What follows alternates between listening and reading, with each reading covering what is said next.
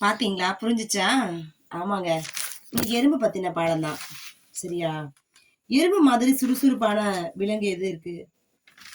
ஒரு சின்ன உயிரினம் அப்படின்னு சொன்னா அந்த எறும்பு தான்.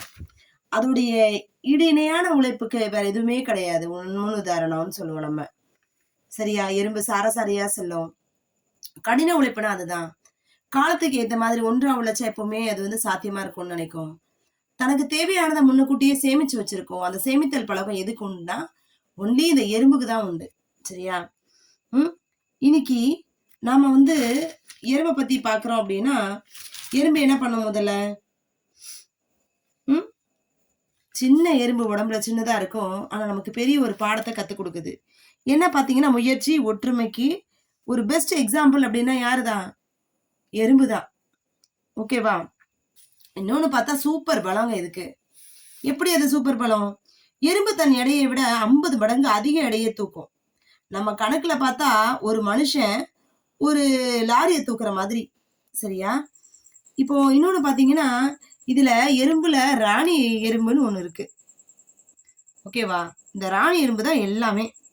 ஒரு கூட்டுல ராணி எறும்பு லட்சக்கணக்கான வேலைக்கு என்ன பண்ணும் அப்படின்னா, அந்த வேலைக்கார எறும்பு இருக்கும். அந்த ராணி மட்டும் தான் என்ன பண்ணும்? 20 வருஷம் வரைக்கும் வாழும்.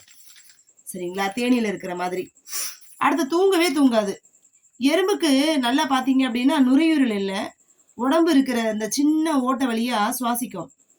அது ஒரு நாளைக்கு 250 தடவை ஒரு நிமிஷம் மட்டும் குட்டி தூக்கம் போடும். வழி தவறாது பார்த்தீங்கன்னா, எறும்பு நடக்கும்போது ஒரு வாசனை விட்டுட்டு போகும். அத வச்சு தான் மற்ற எறும்புகளும் அதே வழியில வரும். அதான் ஒரே வரிசையா போகுது. பார்த்துருக்கீங்களா? ம். இன்னொன்னு பார்த்தீங்கன்னா, இதுல அழகா விவசாயம் பண்ணும். எப்படி அது?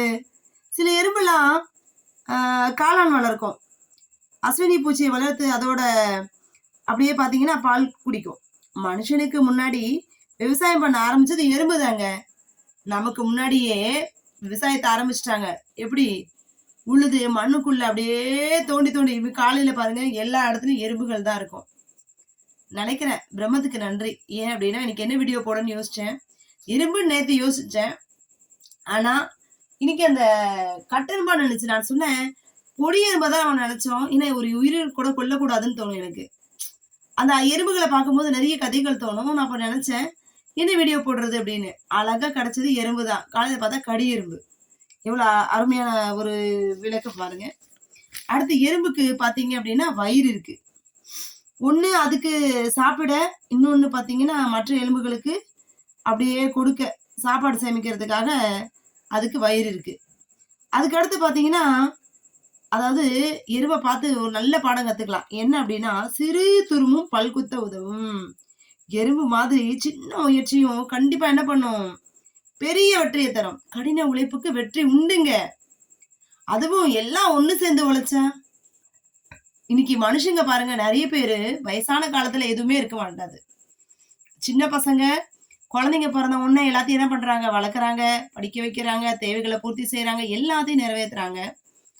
ஒரு காலகட்டத்துக்கு அப்புறம் தன்கிட்ட எதுவுமே இருக்காது. 0.